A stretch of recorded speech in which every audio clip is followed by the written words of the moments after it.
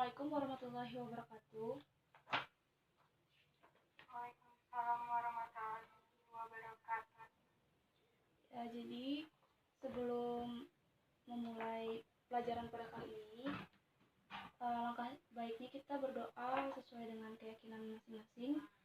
Berdoa mulai.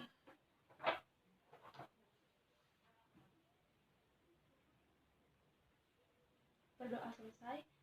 Sebelumnya saya mau mengingatkan untuk presensi jangan lupa diisi. Yang sudah disediakan di grup itu diisi. Dan pertemuan kali ini kita mau membahas tentang perpajakan. Bisa dilihat PowerPoint-nya. Yang pertama kita akan membahas tentang pengertian pajak. Sebelumnya pasti sering dengar pajak kan.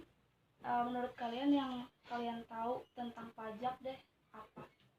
Nggak mesti harus benar-benar sesuai textbook atau gimana, pokoknya pajak tuh dalam kehidupan sehari-hari apa sih sebenarnya?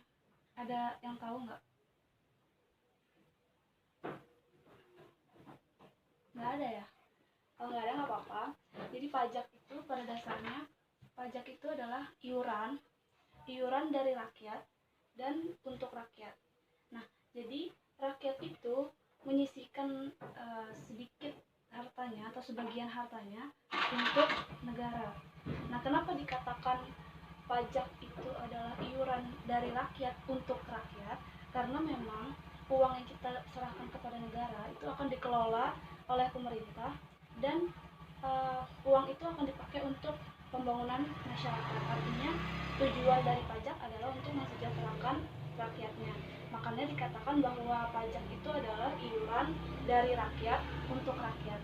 Jadi kita itu bisa merasakan uang pajak meskipun tidak secara langsung kita merasakan uang itu, tapi kita bisa merasakannya lewat pembangunan yang ada di negara Indonesia. Misalnya aja kita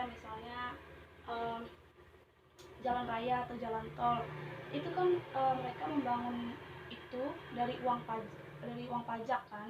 Nah, terus selain itu misalnya subsidi dari pemerintah, terus dari pendidikan itu juga bantuan dari pajak.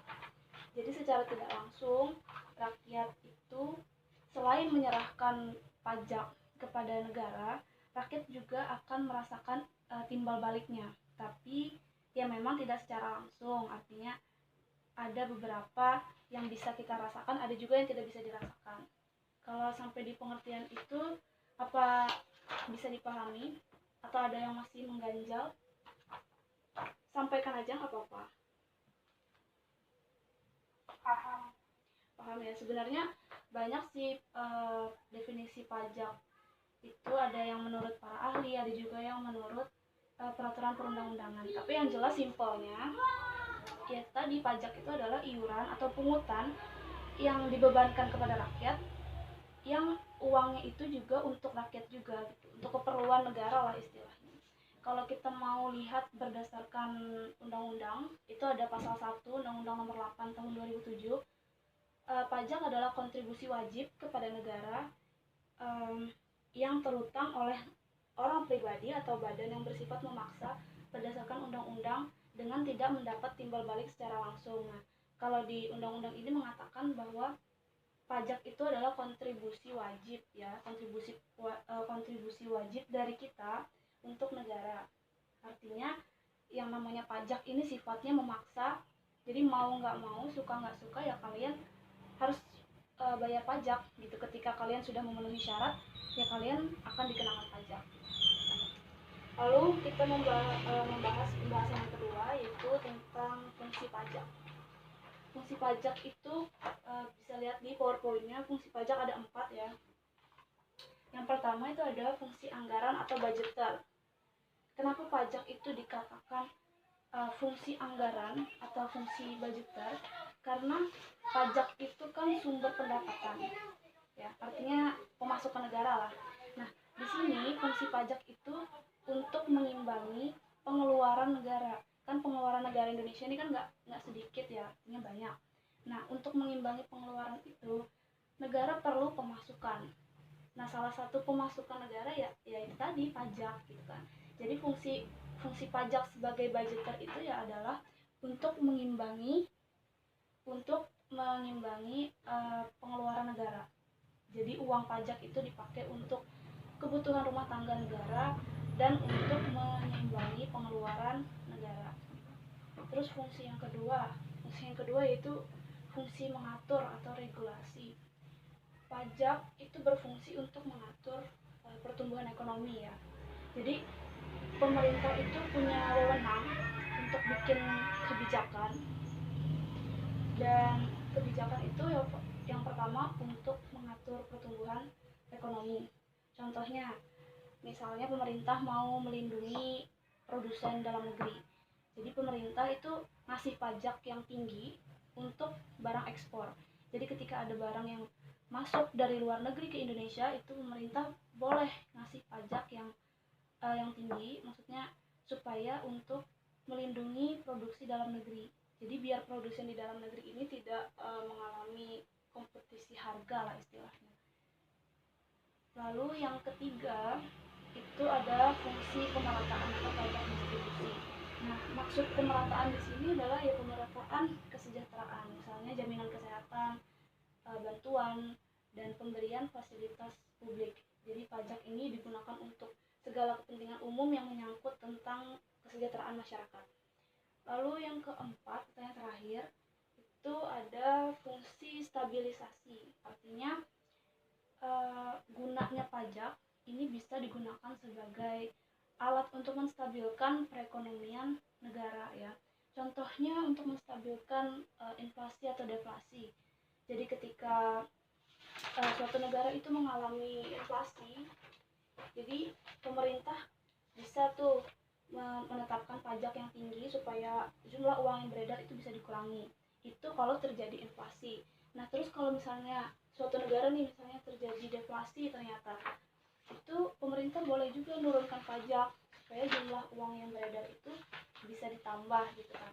Jadi pajak itu bisa mengatasi inflasi, bisa juga mengatasi deflasi. Semua tergantung kebijakan yang diambil pemerintah.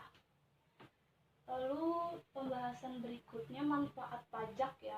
Kita bisa lihat aja di PowerPoint. Manfaat pajak itu ada banyak, itu ada beberapa. Saya rasa tidak perlu dijelaskan, cukup dibaca. Mau dicatat boleh. Lalu materi yang berikutnya ada jenis-jenis pajak. Oke, jenis pajak ini kita lihat di PowerPoint-nya lagi. Jenis pajak itu ada 3 ya.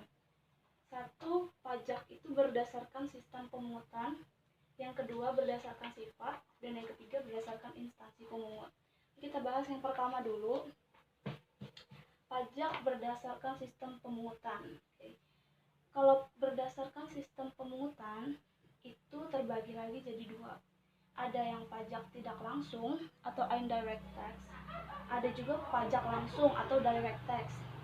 Nah, pajak tidak langsung itu adalah pajak yang diberikan kepada wajib pajak apabila melakukan peristiwa atau perbuatan tertentu. Jadi maksudnya gini, kalau kalian melakukan suatu peristiwa yang harus dikenakan pajak, maka kalian akan ditagih itu sama pemungut pajak untuk membayar pajak. Nah, peristiwa itu kalau tidak terjadi ya kalian tidak akan dipungut pajak. Contohnya, misalnya kalian punya bisnis barang mewah misalnya, maka setiap kali kalian bertransaksi barang mewah itu, maka setiap itu juga kalian dipungut pajak. Jadi bukan pajak yang tidak langsung itu bukan pajak yang setiap tahun kalian ditagih uangnya, enggak ya. Pajak tidak langsung itu tergantung peristiwanya. Ya, kalau semakin sering kalian bertransaksi atas barang mewah, misalnya penjualan atas barang mewah, ya sesering itu juga kalian ditagih sama pemungut pajak. Jadi sesuaikan sama peristiwanya, sesuaikan sama transaksinya.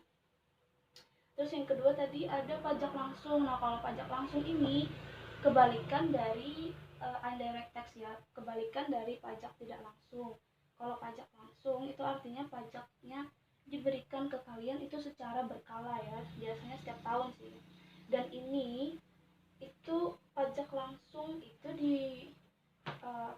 pajak ada landasannya. Jadi pajak langsung itu berlandaskan surat ketetapan pajak yang dibuat langsung oleh kantor pajak. Contoh pajak langsung itu ada pajak bumi dan bangunan sama pajak penghasilan ya. Jadi kalau kalian bayar pajak bumi dan penghasilan bumi dan bangunan sama pajak penghasilan, itu sistemnya kalian akan ditagih berkala, artinya setiap tahun kalian akan dikenakan pajak. Lalu yang kedua itu adalah pajak berdasarkan sifat ya.